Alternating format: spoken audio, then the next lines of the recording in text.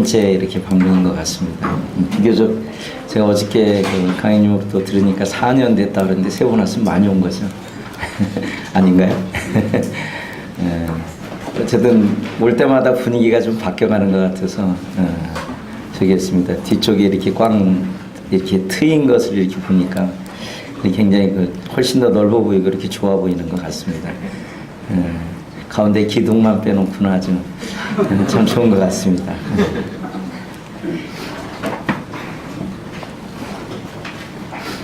먼저 잠깐 저희가 지금 하고 있는 어떤 그런 일들과 기도 제목을 좀 말씀드리고 그다음에 이제 교제를 좀 드리기를 원합니다.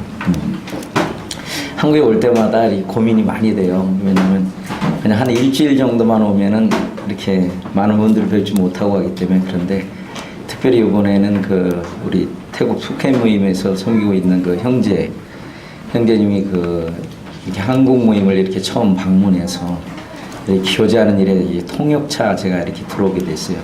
올해 우리 김순호 형제님 그쪽에 형제님들도 이렇게 많이 이렇게 방문해서 여러 지역을 왔다 갔다 하는 걸로 알고 있어요. 비슷한 시기였는데 이렇게 좀 못 만나게 돼서 아쉽더라고요. 같은 나라에 있어도 너무 멀리 떨어져 있기 때문에 자주 이렇게 할 수가 없는데 한 몇 년에 1, 2년에 한번 만날까 말까 하는데 형제님들 아침에 떠나가면 제가 거기 점심에 도착하고 막 이랬어요.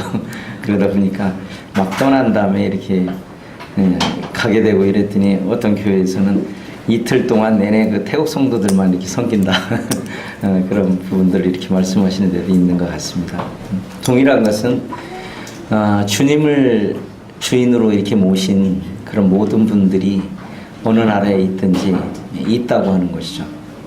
다른 것은 없습니다. 언어도 다르고 모든 것이 다 다르지만 그 다른 것이 복음조차 다르게 할 수 없다고 하는 거죠. 오늘 이 만찬을 대하면서 오로지 주님의 떡과 잔만이 우리를 그리스도 안으로 이렇게 인도하시는 그런 부분을 이렇게 보게 됐어요. 제 주일날이 두 번째 이렇게 방문인데 이제 내일 새벽에 이제 저희는 다시 귀국을 하게 됩니다. 그래서 이렇게 돌아가는데 오늘 참 예배 드릴 때 하나님 앞에 감사가 있었고 또 여러분들의 예배 드리는 그런 어떤 모습 속에 이렇게 감동이 이렇게 되집니다. 그래서 제가 이렇게 많이 선물을 좀 드려야 되는데 드릴 게 별로 없는 것 같아서 지난번에 제가 꽃 가져왔는데 이번에는 오리알을 좀 가져왔습니다. 자매님들이 아마 요리를 잘 하시면 이걸 요리해서 드실 수 있을지도 모르겠습니다.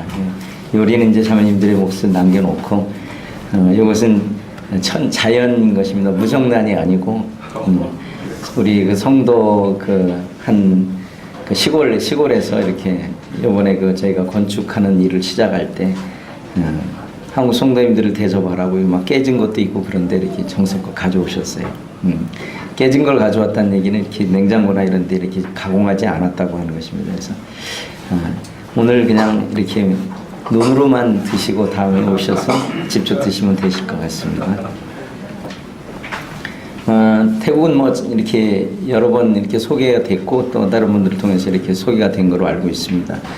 간단하게 요약만 해드리면 태국에는 모임이 들어간 지가 128년이 됐습니다. 그래서 128년 전에 페낭에 있는 말레이시아계 말레이시아계 중국인들이 7, 8가정이 128년도에 푸켓으로 가서 장사를 하게 됩니다. 그래서 그 장사를 해서 얻은 일을 갖고 지금 현재 구예배당 건물이 130년이 넘었다고 그러더라고요. 그 앞에서 이 노점상을 하던 한 가정이 자기 평생에 모은 재산을 다 헌신해서 그 장소를 사게 됩니다. 그래서 그 장소를 사서 예배당으로 이렇게 하면서 이렇게 시작된 그런 모임이에요. 그러니까 대략 정확히 128년 됐습니다. 그래서 교회사에 이렇게 뒤져보면 1897년도 이때 페낭 쪽에 거기서 이제 싱가포르 이렇게 그렇게 기록이 돼 있는데 정확한 것은 이제 페낭에서 말레이시아에서 이렇게 가서 시작된 그 모임이 대략 118년 정도, 117년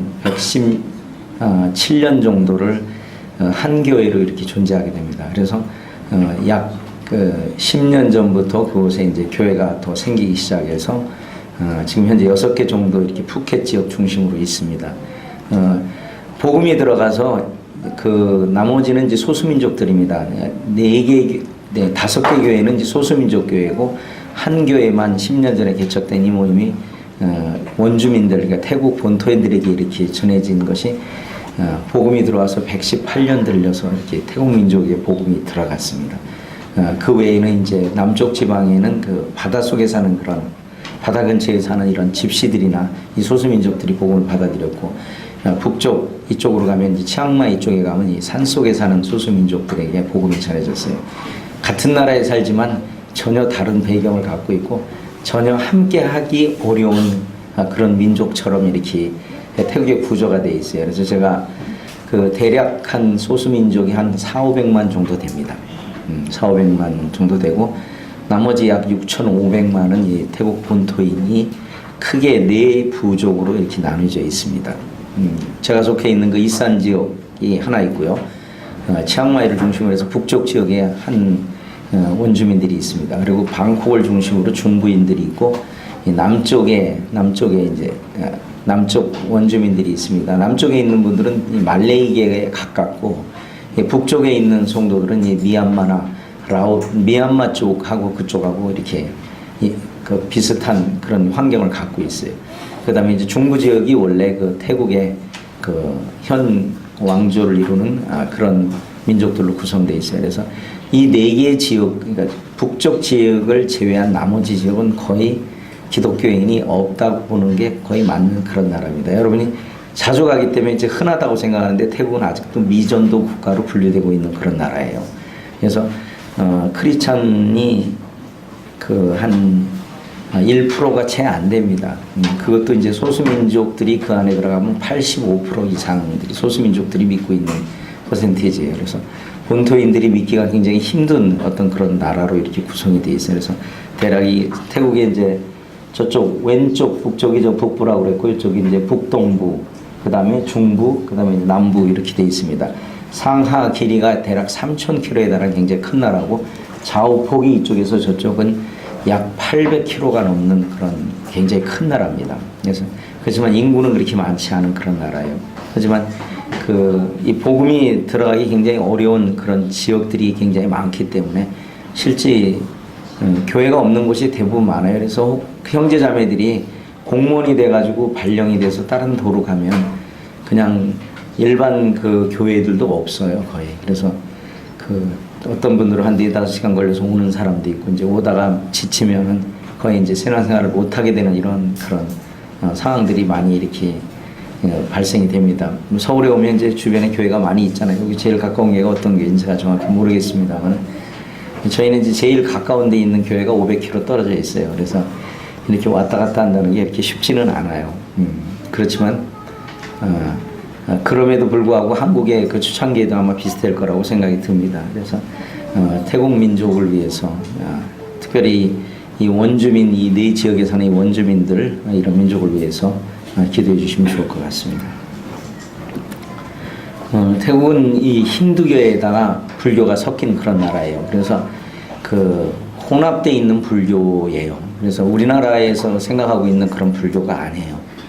굉장히 인도의 카스트 제도의 영향도 있어서 그 제도 때문에 약간의 아직도 영향을 받고 있는 그런 나라예요. 그래서 그 사람의 그 성 있잖아요. 그러니까 이름 앞에 붙는 성에 따라서 어느 정도 이렇게 인도나 이쪽 네팔 이쪽만큼은 안 돼 있지만 그들이 이렇게 옛날 우리 뭐라 그러나요? 그 표현이 제가 좋아하는데 양반하고 또 뒤에 있죠. 이렇게 나누는 것처럼 이 사람들도 그렇게 조금 나누는 건데 현대에 들어서는 이제 돈이 많은 사람들이 양반이고 뭐 이런 쪽으로 조금씩 변해가고 있는 그런 모습들을 이렇게 보게 됩니다.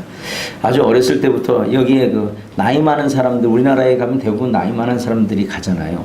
근데 여기는 이렇게 젊은 사람들이 이렇게 불상 앞에서 이렇게 하는 이런 모습들이 많이 있습니다. 그리고 태국의 불교는 이 종교 개념이 아니에요.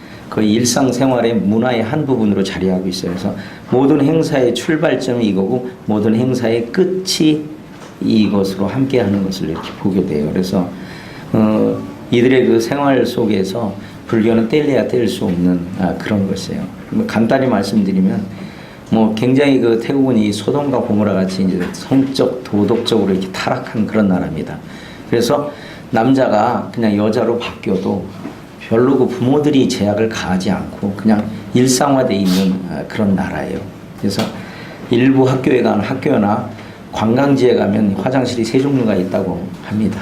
그래서 왜냐하면 어떤 날은 이 남자가 여자로 변한 사람이 남자 화장실에 가면 여자가 남자 화장실에 갔다고 이제 거부를 하고, 반대로 또 가서 여자 화장실에 가면은요, 아니 왜 남자가 여자 화장실에 오냐 그래가지고 사람들이 갈 데가 없어요. 그래서 학교, 국가가 만든 학교에서 화장실 하나 따로 만들어서 그 성전환 자들을 위해서 이렇게 사용하게 해줄 정도로 그 굉장히 그 어려운 나라입니다. 태국이 이제 그 한자로는 클 태자를 써서 큰 나라다 이런 말로 표현하고 있는데, 이 태국 말에는 이제 타이라는 말이 이제 자유라는 말이에요. 그래서 너무나 그 자유가 있어서 오히려 어려운 나라, 이런 나라가 바로 태국이라고 하는 거죠. 그래서 거의 그 모든 그 생활상의 출발점이 이거로부터 이렇게 시작하는 것을 보게 돼요. 거의 뭐 이것은 박물관에 있는 사진 일부와 또 지금 태국 불교 뒤에 이 사탄이 존재하고 있다고 하는 것은 이 그림을, 밑에 그림을 보면 조금 알 거예요. 약간 흐리긴 한데요. 그 지금 부처상 밑에 깔고 앉은 것은 용이고, 이 부처상 뒤에 이렇게 틀고 있는 것은 뱀 머리예요. 7개 있습니다. 어디에서 많이 이렇게 보시던 거죠. 그래서 이 불교 뒤에는 한국에서는 그것을 연꽃으로 가렸어요. 연꽃으로 가려서 이걸 바꿨는데, 이 태국 불교에서는 이것이 다 드러내놨어요. 왜냐하면 이미 사단이 드러내도 낼 정도로 그들이 그를 숭배하고 있는 모습을 보여요. 여러분들은 그래도 한국은 아직까지 완전한 기독교 국가는 아닙니다만은, 이 기독교 국가에서는 상상할 수 없는 그런 거예요. 기독교 국가에 만약에 이렇게 했다면 난리가 났을 겁니다. 그러나 태국은 아무도 이 일에 대해서 제재하지 않고 하는 모습을 보게 돼요. 그들이 이제 아침에 이제 제일 왼쪽 맞나요? 왼쪽 그림을 보면 아침에 이렇게 그 승려들이 시주를 갑니다. 이제 빈타밭이라고 하는데, 우리나라에서 주는 시주의 개념이 아니에요. 이들은 갖다 바치는 개념이에요. 그래서 무릎 꿇고 사람들이 쫙 집 앞에 와서 이렇게 기다리고 있습니다. 이게 다 나오진 않은데 무릎 꿇고 전부 신발을 벗고 승려가 지나가길 기다려요. 그럼 이제 승려는 조금 이렇게 녹그릇 있잖아요. 노란색 녹그릇. 그 옛날에 아마 어른들은 스덴 요강이 나오기 전에 아마 그런 걸 썼던 분들이 있어요. 그거랑 아주 비슷해요. 근데 조금 커요. 그래가지고 그 안에다가 이렇게 먹을 것도 넣어주고, 뭐 담배도 넣어주고, 술도 넣어주고, 뭐 이렇게 해요. 좀 특이하죠. 그런 게. 왜냐면, 그걸 왜 하냐, 그러면 내가 한 게 아니기 때문에, 이건 바친 그 재물이기 때문에 먹어도 된다, 이런 논리를 좀 피더라고요. 그 다음에 이제 굉장히 강한 그런 불교를 갖고 왔는데, 요즘에 들어서 승려들이 막 타락하고 하는 이런 장면들이 많이 나와요. 그래서 유튜브 상에 이렇게 도덕적으로 문란한 이런 동영상을 막 옮기면서 이제 많이 이런 것이 이제 해석되고 있고, 일부 승려는 주지승이죠. 주지승인데 뭐 제트기를 막 사가지고 해가지고 막 논란거리가 되는 이런 것이에요. 그리고 또 얼마 전에 발견된 건데, 절에서 이 3억밭이면 얼마나 되는가요? 우리나라 돈 대충 한 곱하기 30 정도 해보세요. 그 정도 금액을 이렇게 저장해 놨는데, 그 중에 5분의 1이 그 은행에 갖다 놓으면 이 승려들이 돈이 많다고 하는 게 이렇게 저기 해서 왜 절에 가 보면 이제 태국말로는 찌디라고 하는데, 이제 탑, 한국말 탑, 그 탑에 거기다 갖다 돈을 넣어놨어요. 근데 그걸 개미가 들어가서 갉아먹어가지고 5분의 1을 갉아먹었다가 뉴스거리가 돼서 나왔더라고요. 그 정도로 굉장히 헌신적인 그런 민족들이에요. 그래서 불교에 가서 이렇게 행하면 1년에 최소한 12번의 헌신합니다. 그리고 또 무슨 좋은 일이 있거나 이런 일이 있을 때마다 가서 또 이렇게 합니다. 애들이 태어났을 때, 차를 살 때, 그 다음에 누가 죽었을 때 모든 사람의 초청을 받죠. 그래서 거기 가서 연부를 하고 이런 것을 통해서 이 부를 축적하는 이런 모습들을 많이 보게 돼요. 그래서 여기도 아마 지금 논란거리들이 좀 있는 것 같아요. 우리나라도 뭐 이런 종교인들에 대해서 세금을 부과한다 뭐 이런 얘기를 하는데, 여기는 그 이상입니다. 그 이상이고, 동네에 가보면요, 무조건 그 하나 내지 두 개 이상의 절이 있거든요. 그 절이 있는데 그 절은 이게 아까 보시면 굉장히 화려해요. 태국은 돌이 귀한 나라예요. 근데 돌 다 깔아놓고 그 다음에 이제 불상 같은 데는 금으로 입혀놓은 이런 것들이 굉장히 많아요. 이렇게 오른쪽 사진 보면은 맞나요? 왼쪽 사진이 이제 거꾸로 되니까 이 왼쪽 사진에 보면 아기들 때 저렇게 가서 벌써 저런 일들을 어렸을 때부터 보기 시작해요. 그래서 그들이 이제 자라면서 학교에 가면 저희 집이 바로 학교 바로 뒤에 있는데요. 학교 아침에 이제 거의 매일 조회를 하거든요. 근데 특별히 월요일 날 조회할 때는 지난주에 절에다가 얼마만큼 많이 헌금했는가, 헌금이라고 얘기하면 안 되는 뭐라 그러죠? 시주했는 거를 1, 2, 3, 4, 5, 1을 이름을 발표해요. 그거를 마이크에다 대고 그렇게 발표를 해요. 좀 자세히 들어보니까 그런 일들을 하고 있더라고요.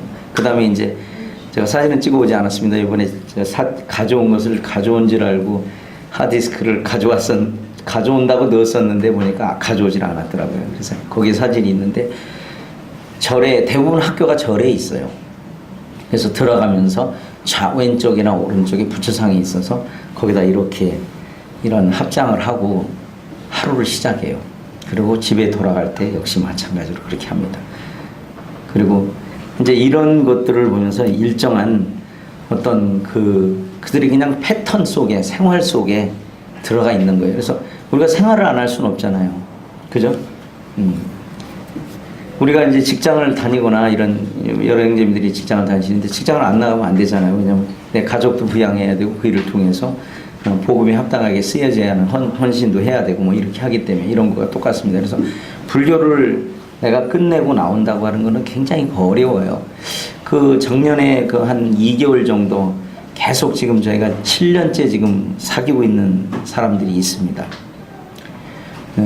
근데 한 2개월 나오다가 안 나온다 그러더라고요. 그래서 이제 왜 안 나오냐 그렇게 얘기했더니 여기 와서 앉아있고 자기 집이 이제 그분이 이제 뭘 했냐면 절 안에서 꽃을 만들어서 이렇게 갖다 바치는 걸 만드는 분이었어요. 그리고 뭐 일반 사람에게도 물론 팔고요. 근데 교회에 나와 있으면 일단 뭐 어떤 그 말씀을 듣고 이렇게 하는 게 아직 이해도 안 되지만 그쪽에 가서 자기가 그 일을 행할 수가 없다는 거예요. 자기 생업을 할 수 없다는 거예요. 왜냐하면 거기 가서 양심의 가책이 돼서 부처님한테 죄송해서 도저히 양심의 가책이 돼서 평안함이 없어서 못 나온다고 얘기하더라고요.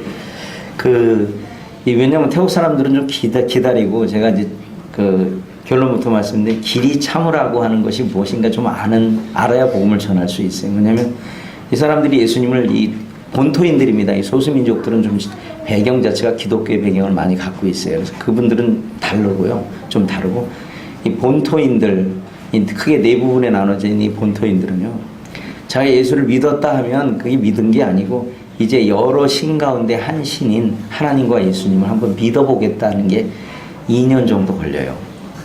그럼 그때에서 시작해가지고 보통 평균 6년까지 전해야 그 사람이 이제 거듭나는 단계에 가요. 이건 이제 사람마다 편차는 있는데 좀 한국말로 속이 터질 때가 많아요. 하다 보면요. 특히 한국 사람들 급하잖아요. 그래서 그냥 이 속 터지는 대로 하면 제 주변에 사람이 하나도 없어지는 그런 상황들이 돼요. 그래서 그렇게 해서 이제 또 뭐 양육을 하려고 그러면 또 적어도 몇 년이 걸리지 않습니까? 한 사람이. 태국은 또 좀 이상하게 이 대중전도가 안 되는 나라예요. 전부 관계전도밖에 할 수 없는 그런 나라예요. 그래서 태국 사람들이 왜냐면 아까 자기가 자유라고 말씀드렸는데 그 자유를 구속하는 걸 너무 싫어하는 민족이에요. 그래서 이름도 자유라고 전했어요. 그러니까 내 일에 당신이 개입하지 마라. 이거 딱 개입하는 순간 등 딱 돌리고 떠나가요. 그리고 다시는 보지 않는 게 이 사람들이 그 특성들이 있어요. 처음에는 몰라서 이제 놓친 분들도 사실 많아요. 근데 이제 지금은 그래 당신들이 이기나 내가 이기나 이렇게 좀 기다려보자. 이제 이런 마음들을 많이 갖고 해야 돼. 물론 이제 그 주님께서 그런 것들을 이제 하나하나 이렇게 보여주시고 하기 때문에 할 수 있는 거지. 정말 두 사람이 가서 관계를 외국인인데 얼마나 많은 사람들을 맺을 수 있겠어요. 근데 주님께서 그 한 단계 한 단계마다 그런 일들을 하는 거예요. 구원을 받고 침례를 받은 사람도 어떤 자기네들에게 좀 약간의 이 성경 자체가 이 구속 안에서의 참 자유지 않습니까? 근데 그런 것들을 전하면 싫어해요. 싫어하고 조금 이제 성경 공부 시간이 많아진가 그러면 이제 슬슬 없어지다 어느 날 눈에 이렇게 보이지 않는 그런 분들이 많아요. 그래서 처음에는 이제 많이 실망도 되고 이렇게 했는데 이제 제가 이제 이쪽에 치앙마이에 있다 한 이쪽으로 옮겨간 지 한 6년 정도 시간이 흐르고 있습니다. 6년 정도 이렇게 흐르면서 이 사람들에 대해서 좀 이해를 했고, 왜냐면 제가 북쪽에 먼저 그 치앙마이에 갔을 때는 우리 형제 자매님들이 대부분 소수민족들로 구성이 돼 있어서 정확하게 그거를 이해하지 못했어요. 이론적으로는 알고 있었는데, 근데 이 사람들을 접해보니까 많이 다른 것 같아요. 어떻게 보면 정말 희망이 없는 그런 민족 같은 그런 것들을 이렇게 느낄 때가 많이 있어요. 그렇지만 희망이 없는 것은 이제 우리의 생각이고 주님의 말씀은 희망이 없지 않다라고 하는 거죠. 그래서 우리는 우리가 우리의 생각을 전하는 것이 아니라 그 하나님의 말씀을 그들에게 이렇게 우리를 통해서 이렇게 전달해 줘야 한다고 하는 거죠. 그렇게 하기 위해서 인내해야 하는 그런 부분들을 보면서 계속 이제 주님도 배우면서 태국 사람들이 이렇게 배우면서 한 단계 한 단계를 이렇게 가고 있습니다. 그래서 아까 이제 그 사람들이 6년 정도 걸리는데, 그래서 제일 처음에는 이제 대학생을 중심으로 해서 한국어를 가르쳐 주면서 이런 일들을 많이 시작을 했어요. 근데 대학생들 거의 구원받을 때쯤 되거나 상태가 좋아질 때 되면 졸업하고 그냥 돌아가더라고요. 돌아가면 뭐 짧은 거리에 있는 게 아니기 때문에 어떻게 다시 그들을 연결하기가 어렵고, 돌아가면 대부분 조금 연락되다가 시간이 조금 흐르면 이제 거의 연락이 안 되는 게 일반적이라서, 주님이 저에게 지혜를 주셨는데 이 어린아이들에게 복음 전해야 할 것들을 이렇게 보게 됐어요. 그래서 4년 전부터 이 어린아이들에 관련된 그런 것들을 이렇게 중점적으로 하고 있습니다. 물론 더디고 어린아이들은 다 섬겨줘야 하는 그런 아이들이기 때문에 쉽지는 않아요. 근데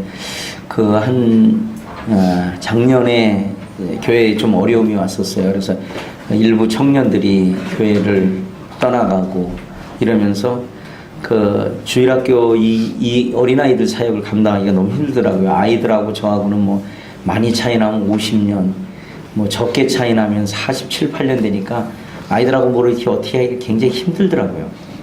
근데 저희가 이제 청년들이 2명 남아서 이 일을 지금 감당하고 있어요. 그래서 한국 이 부평교에서 이렇게 주님을 섬기던 한 가정이 사업차 그쪽으로 오면서 형제님 자녀 형제님 이제 부평 모임에서 청거를 와서 자녀들이 구원받지 않았는데 큰 딸이 구원받으면서 저희한테 이렇게 큰 힘을 주고 있어요.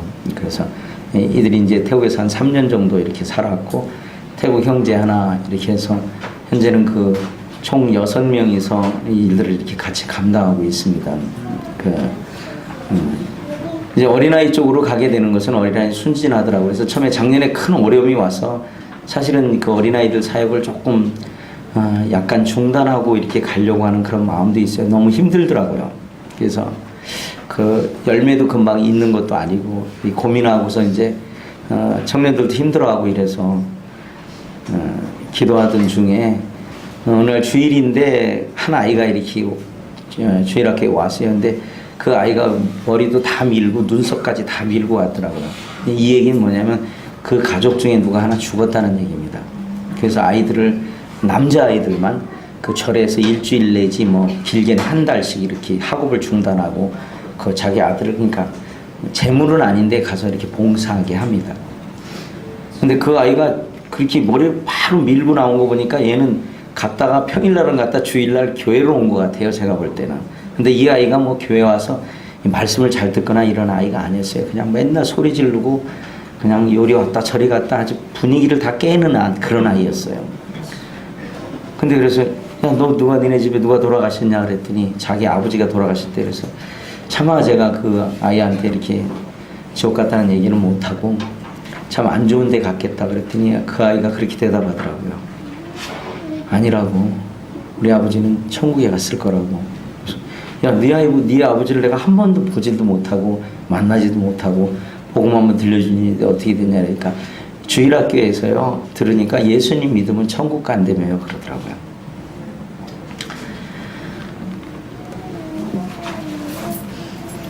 그 말을 듣는 순간 제가 너무 부끄러웠어요. 아이들에게 이렇게 계속 그 말씀을 전하고 한 것이 그냥 남았던 게 아니더라고요. 저 그때 너무나 그 일을 좀 중지하려고 하는 그런 과정에서 그 아이의 말이 주님이 저에게 굉장히 경고의 메시지로 이렇게 듣게 됐어요.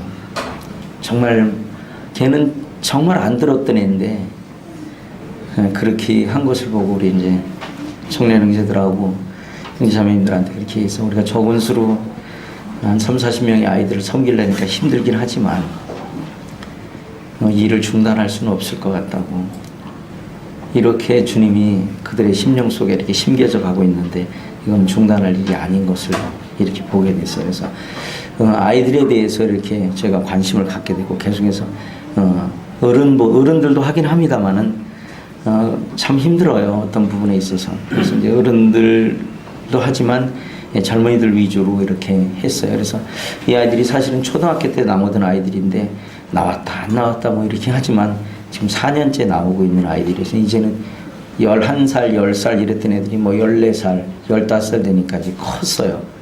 커가지고 이제 저희가 이제 축구 관련돼서 유소년 축구도 지금 하고 있거든요. 그래서 저희 교회는 대부분 이제 이 부분 어린아이들 사역이 가장 중점적으로 맞춰져 있는 그런 것들이에요. 근데 이제 아이들이 크니까 말씀들을 하나씩 이렇게 듣고 또 우리 형제가 어디 출장을 2주 가는 바에 성경 배우러 2주 갔다 오면서 제가 이 아이들 주일학교를 한번 했는데 아이들이 많이 그것을 알고 이렇게 넘어가는 그런 부분들을 보게 돼요. 이제 태국은요 부모들이 교회 가는 것을 막지 않습니다. 그다음에 찬양을 하고 예수님에 대해서 배우는 것을 막지 않아요. 근데 부모들이 막는 게 있어요. 예수님을 믿는 것을 막아요. 가게 하는 건 다 하는데 그러니까 혜택은 다 보고 마지막에 가서는 다 그런 일들을 해요. 이제 다행인 것은 우리 아이들이 이 철길 주변에 살렘 지역에서 사는 가난한 아이들이에요. 가난한 아이들인데 이 부모들이 저희가 계속 토요일 또 의료 선교 또 거기에 그 도서관에 문서 기증하고 뭐 이런 걸 통해서 부모들이 또 이장님들이 인정을 했어요. 그걸 저희가 한두 해 하고 말지 알았대요. 그 다른 일반 그 선교단체에서도 그렇게 했는데 그분들은 이제 이벤트로만 하는데 저희가 계속 이 일을 해왔어요. 그랬더니 이분들이 이제 나중에는 저희가 간다 그러면 그냥 보통 안 보내주거든요. 근데 가는 것을 이렇게 계속 이렇게 보내주고 이렇게 하는 것을 보게 돼요. 그러나 이제 일주일에 하루 갖고 이들 속에서 그 바꾸기가 힘들어요. 이 아이들이 교회를 나와도 가면 다 불상들이 여기저기 있습니다. 아니면 그 신주단지 같은 그런 것들이 있어요. 지나갈 때마다 거기다 경배하고 가는 거예요.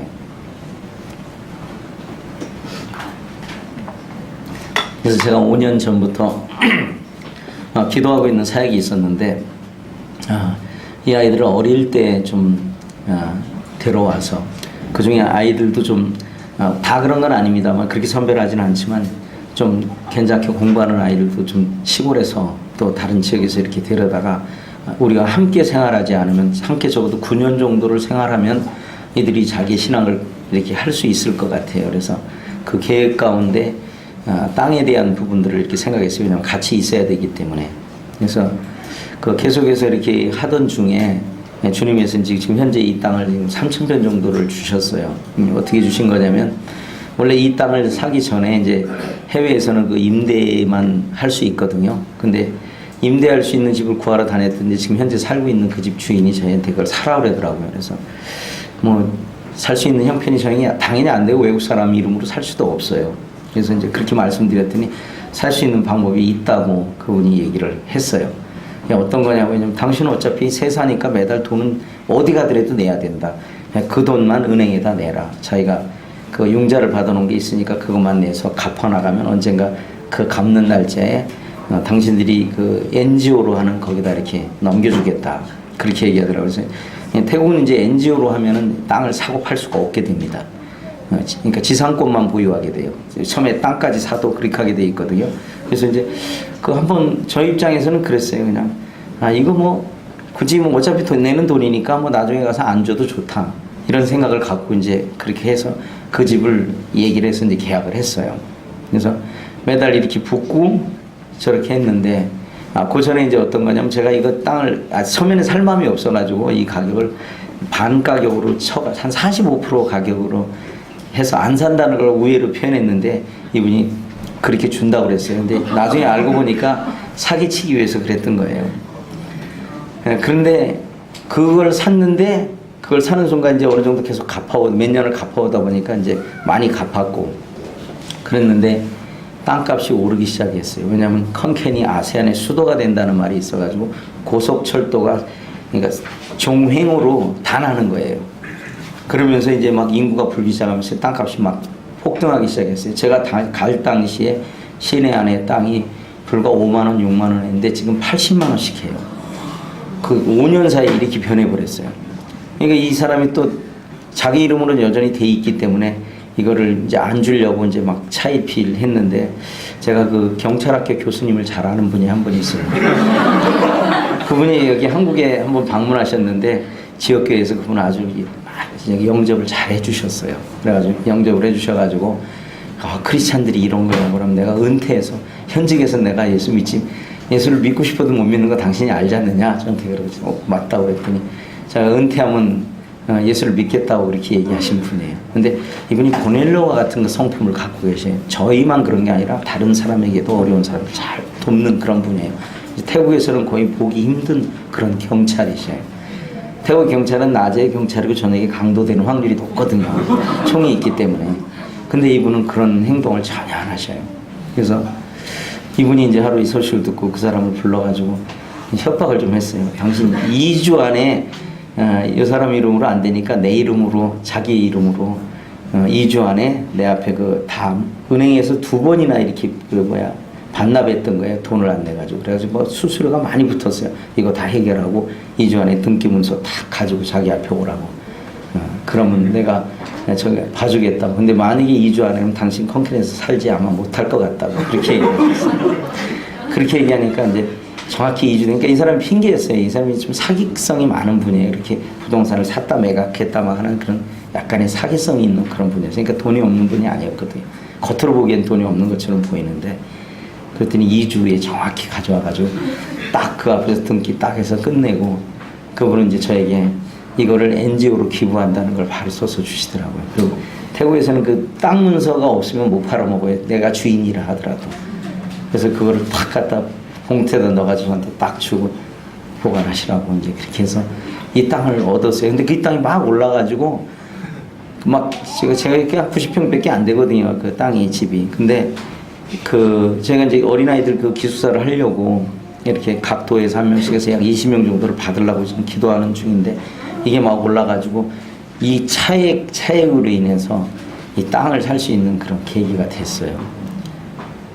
그래서 처음에 이제 그 한 500평 사가지고 그런 것들만 이렇게 하려고 제가 생각을 했었거든요. 근데 계약 단계에서 어그러지고 그랬는데 마침 이 땅을 가서 보니까 저희가 그 500평 살라고 하던 것을 2,000평 가격에 1km 떨어졌는데 같은 가격이 있는 거예요. 태국에는 이제 부동산이 없기 때문에 이 판매 가격이 없어요. 같이 붙어도 여기는 10만 원 하면 여기는 100만 원도 하고 막 이러거든요. 근데 이 땅이 아주 굉장히 저렴하게 나왔어요. 그래서 이 땅을 저희가 이제 그 구입하게 됐는데 이분이 사실은 좀 더 비싼 땅인데 이분들이 저희가 하려는 그 계획들을 말씀하셨을 때 중국계 좀 부자였어요. 이분들이. 그래서 많이 깎아줬어요.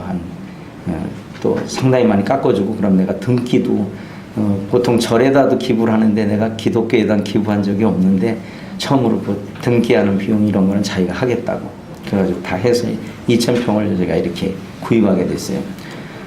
그래서 이제 여기다가 이제 먼저 이제 준비를 하려고 했던 그런 찰나였어요. 근데 이때 이제 제가 이제 그 어떤 형제 한 분이 저한테 전화 와가지고 이제 이 담을 좀 쳐주겠다고 그리고 이제 자재비도 좀 되겠다고 이렇게 얘기했어요. 그래서 제가 저기 모임 뉴스에다 올려가지고 이제 봉사자들을 구했고 봉사자들이 막 티켓하고 막 했는데 정작 이 형제가 연락이 안 오더라고요. 그래서 연락을 했더니 형님 내가 언제 그런 얘기 했어요? 그러는 거예요. 아니 뭐 사람은 안 하는데 자제비가 사람은 이제 올 사람들이 있으니까 근데 자제비가 없잖아요. 이제 암담하더라고요. 그래서 이제 나중에 이제 자초지종을 이렇게 모았더니 뭐 덕스럽지는 않은 건데 그 이제 아마 사업을 하다가 자다가 한 잔을 이렇게 한 것 같아요. 그 취한 상태에서 저한테 전화를 한 거였었어요. 전 전혀 모르고 있었고 막 이랬는데 이걸 어떻게 해야 되나 이분들이 뭐 또 한 달씩이나 온다고 하는 분도 있고 막 이렇게 한다 그러는데 막 비행기 티켓 다 산 상태거든요. 뭐 그렇다고 이제 다시 캔슬하자고 할 수도 없고 참 고민하고 있는데 경기도의 한 지역계에서 이렇게 300만 원을 거기에 자재비로 자기가 가서 해고 싶은데 못 한다고 그걸 보내셨더라고요. 그럼 이제 이 한 달 오신다는 분들이 있는데 이 15명이 와서 하면 3, 4일이면 한국 사람은 끝내겠더라고요. 이 사람들은 보통 한 달, 2달 걸리는 일이거든요. 태국 사람. 저도 이제 한국 사람이 좀 빠르다고 생각했는데 이렇게 빨리 할 줄 몰랐어요. 근데 300만 원 자재 사니까 얼마 안 되더라고요. 형제님들이 막 하기 시작하는데 정신없이 하는 거예요. 뭐 청년들이 뭐 소처럼 일하고 가겠습니다. 이렇게 하고 막 해가는데 정신이 없더라고요. 근데 저는 이제 고민이 된 게 일을 어떻게 일까 하고 그냥 기도만 하고 있었는데 그때 우리 재정부는 형제님이 그런 얘기를 하시더라고요. 1,000만 원이 더 들어왔다고. 감사를 드립니다. 대학로께서 해주셔서. 그때 제가 그랬어요. 이 담을 다 처음에 쌀 계획이었었거든요. 근데 아무것도 없이 제 계획하지 않았는데 그 때에 맞게 정확히 그 일이 끝날 때쯤에서 그 헌금이 들어왔고 그걸 통해서 요 담을 싹싹 해냈어요. 그래서 지금은 이렇게 막 고생을 했어요, 우리 형제들이. 자, 지금은 이제 두 번째는 이렇게 쌓고 지금은 이렇게 변해 있습니다. 여기서 이제 가면은 조금 더 변해 있을 겁니다. 그래서 근데 이렇게 그냥 허벌판 지역인데 제가 이렇게 큰 땅을 이렇게 저는 이제 조그맣게 믿음이 없어 조그맣게 했는데 주님이 크게 주셨어요. 그 후에 이제 주님이 땅을 1,200평을 더 주셨어요. 그 어떤 성도님이 인도네시아를 이렇게 대학 교수하는 형제님이신데 인도네시아를 방문했다. 저희 그 들어가는 입구에 그 큰 도로 옆에 들어가는 땅이 나중에 필요할 것 같다. 그리고 아이들 축구하시는 걸 쭉 보시면서 애들 구장이 없으니까 하나 만들었으면 좋겠다고 얘기를 하시더라고요. 근데 땅값이 얼마냐고 물어보니까 제가 이제 한 3,000만 원 정도 들어간다고 말씀을 드렸어요. 실제 물어보니까 그랬는데. 근데 그 형님은 고개를 절레절레 하시면서 여기다 주라고 아마 주님께서 하신 것 같다고. 형님이 그 교수하시면서 아마 융자를 좀 받으신 것 같아요. 교회가 예배당을 짓고 하는데. 근데 그거 전주에 그게 들어와가지고 그걸 갚고 갈까 말까 고민했는데 아무래도 주님이 여기다가 쓰라고 하시는 것 같다고. 당신이 이자 감당하시고 하시겠다고. 우선은 모여질 때까지 그렇게 하시겠다 그래가지고 그걸 또 사가지고 이렇게 주고 가셨어요. 그래서 앞에 이제 축구장을 지금 이제 이번에 이제 들어가면 이제 축구장 같은 것들을 이렇게 또 만들어야 되는 그런 상황인 것 같아요. 그래서 이런 것들이 그냥 제가 처음에 5년 전에 기도해서 어떻게 해야 될지 몰랐던 그런 것들이 지금 이렇게 성도님들 기도로 여기까지 와 있습니다. 그래서 지금 이제 마지막 단계인데 이제 건축만 좀 남은 것 같습니다. 그래서 지금 경기 지역에 있는 형제님들이 지금 설계를 좀 거의 다 끝내가고 있습니다. 그래서 약 한 650평 정도의 규모로 이렇게 좀 지어야 될 것 같습니다. 좀 큰데 뭐 그렇게 한국같이 이렇게 공법이 그렇지가 않고 그냥 벽돌 쌓고 미장하고 페인트 칠하면 다 끝나는 게 이제 태국 건축이거든요. 뭐 다른 거 그렇게 큰 필요가 없는 나라거든요. 마감만 놓으면 그늘만 있으면 되는 나라라서 이걸 지금 건축하려고 하고 있습니다. 기도해 주시면 이렇게 좋을 것 같아요. 그리고 제가 또 이제 엠마오 성경학교 사역을 동일하게 하고 있어요. 그래서 이분들은 이제 그 사우선 베티스트의 그 배경을 갖고 있는 분들이에요. 전부 거듭난 분들입니다. 그래서 엠마오 성경학교 과정을 지금 하고 있는 분도 있고 안 하고 있는 분들이 있는데 저희가 땅을 샀다고 그래서 와서 이제 같이 기도해 주겠다고. 그리고 지금 현재 제가 나와 있는 동안 또 한 분은 자원해서 우리를 좀 돕겠다고 와서 지금 거기서 한 달 반 동안 지금 우리 저희 아들하고 같이 오늘도 안 통하는데 열심히 일하고 있습니다. 자주 연락이 오는데 제가 답을 잘 못하긴 하는데 어쨌든 이렇게 이런 분들하고도 이제 잘 관계를 맺고 있어요. 그래서 계속 그 복음을 전했고 특히 이제 여기 지금 미국 분이 한 분 있어요. 저기 그 태국 분하고 결혼하신 분인데 이분은 미국 모임에 4년 동안 참여했던 분이에요.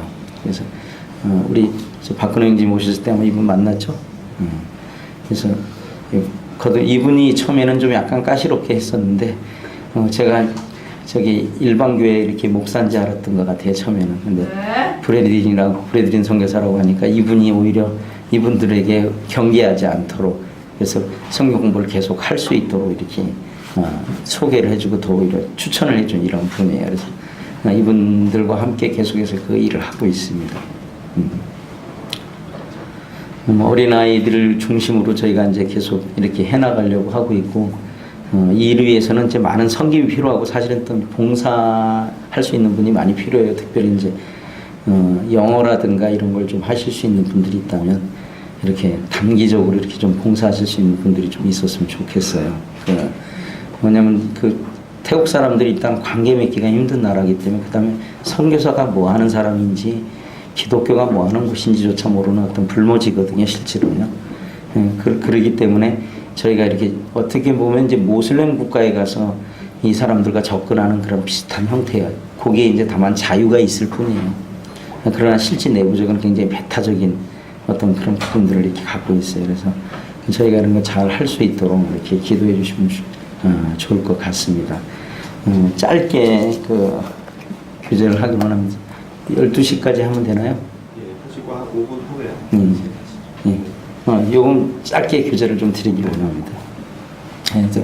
성경보고는 대충 이 정도 하고 기도 제목만 말씀드리고, 저희 이제 주일날 예배 드리는 장면입니다. 아직 숫자가 작아서 이제 가운데 놓고 예배를 드리고 있습니다. 제가 기도하는 이제 기도 제목입니다. 그래서 저희가 이제 주일학교가 좀 계속해서 활성화될 수 있도록 좀 기도해 주시고요.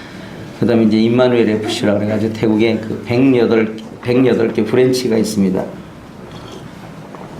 이거는 이영무 씨라고 혹시 아시는가 모르겠어요. 지금 그분이 목사가 되셨는데 옛날 축구 선수였던 분이 태국에서 이걸 열으셨어요. 그래가지고 선교로, 아마 연세가 드신 분들은 좀 알 거예요. 이분이 옛날에 국가대표 하셨던 분이기 때문에 그분이 목사가 되셔서 축구로 자기를 지원하겠다 그래가지고 저희가 거기에 가입을 해서 아이들을 이렇게 하고 있습니다. 그래서 함께 무슨 특별한 행사하는 건 이제 축구에 관련돼서 사용하는 분들이 같이 함께 하고 있습니다. 그리고 아까 말씀드렸던 이제 엠마오, 그 다음에 저희 거기 이름을 이제 두란노 컨겐 센터라고 이름을 지었어요. 그래서 이 건축이 잘 성도님들과 또 함께하는 가운데 이렇게 잘 건축되고 안전하고 또 재정과 이런 것들을 위해서 기도해 주시면 좋을 것 같습니다. 그리고 저희 아들이 이제 저희가 돌아가면 이제 호주에 잠깐 들어갔다가 약 6개월 예정으로 이렇게 들어갑니다. 그래서 진로하고 결혼을 위해서 좀 기도해 주시면 좋을 것 같아요. 그리고 아까 여기 이제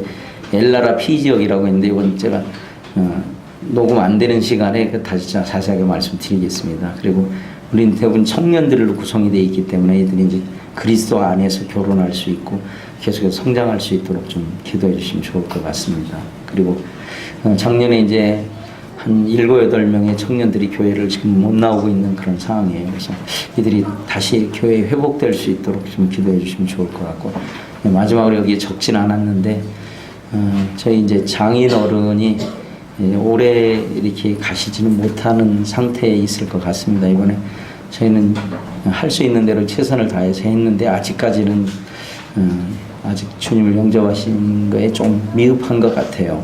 그래서 이분이 이제 확실하게 알고 주님 나라에 같이 가서 만날 수 있도록 이렇게 기도해 주시면 좋을 것 같습니다. 짧게 말씀 이상까지 이렇게 드렸습니다.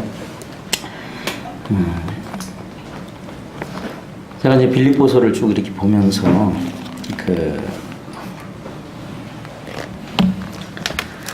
4장 특별히 1절에서 이제 9절까지의 그 부분을 보면서 몇 가지 이제 교훈을 얻은 것들이 있어서 이제 청년들과 잠깐 이렇게 나누길 바랍니다. 이제 사도 바울이 감옥에서 이 서신을 쓰면서 우리 그리스도인의 신분이 하늘나라의 시민권을 갖고 있는 사람이다라고 말하고 있습니다. 그래서 그 하늘의 시민권을 갖고 있는 자들이 행해야 할 그 몇 가지 일들을 우리에게 이렇게 교훈하고 있습니다.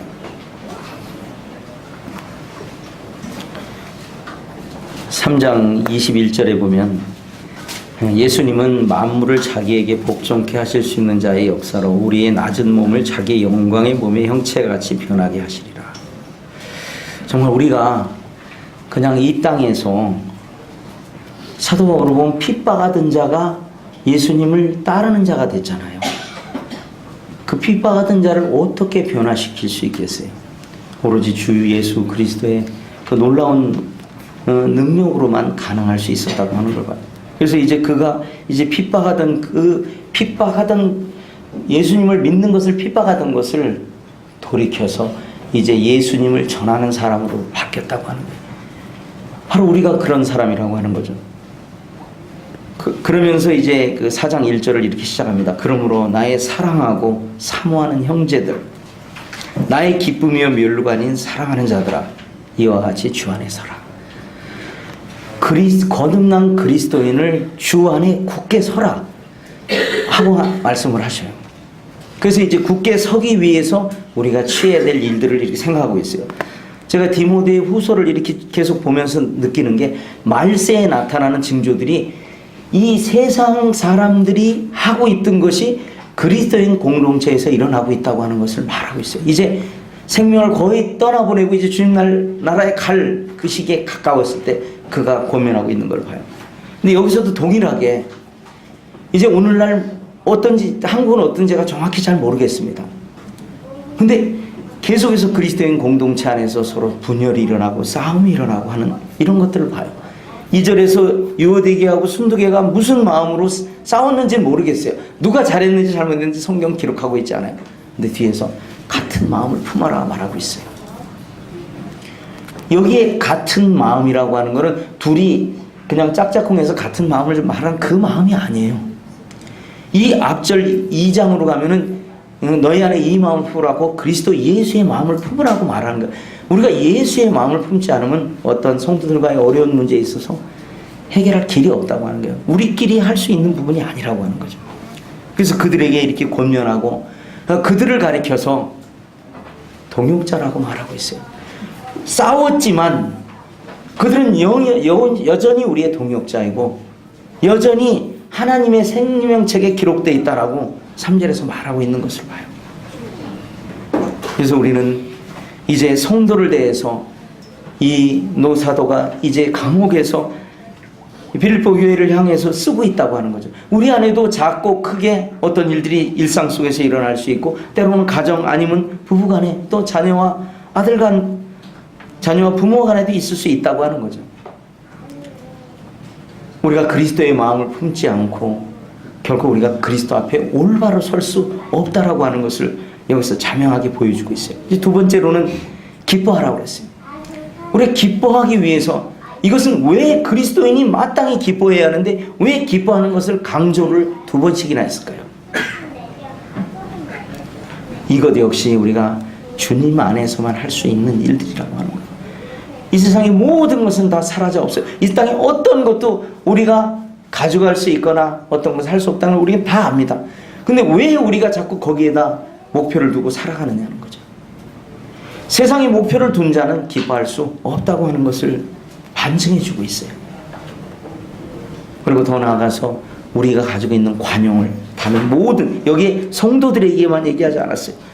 모든 사람에게 알게 하라. 주님께서 가까우셨다. 주님 오시기가 가깝다. 그런 말입니다. 이제 우리의 그리스도 안에서의 사랑과 주님의 마음을 다른 사람들이 관용으로 보여줘야 할 필요가 있다라고 말하고 있어요. 그리고 6절에서는 기도하라고 말하고 있어요. 염려하지 말고 다만 모든 일에 기도와 간구로 너희 구할 것을 감사함으로 하나님께 아뢰라. 우리는 기도할 때 우리의 필요를 하나님 앞에 기도하는 것만이 아니라고 하는 거죠. 우리가 염려하지 않고 주님께서 그 일을 해결해 주시겠다고 하는 그 믿음이 전제되어야 한다고 하는 것을 볼 수 있어요. 그때 우리가 구할 때 하나님 앞에 받을 수 있다는 거죠. 그냥 우리의 필요한 것을 구하는 것만이 기도가 아니라고 하는 것을 여기서 말하고 있습니다. 그리고 마지막에 우리의 마음과 생각을 지키라. 여기에는 명령어로 세네 가지의 부분들로 우리에게 나타났다.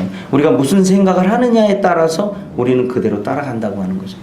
내가 세상의 것을 또 내 직장 모든 것을 생각한다면 우리는 그리 따라갈 수밖에 없어요.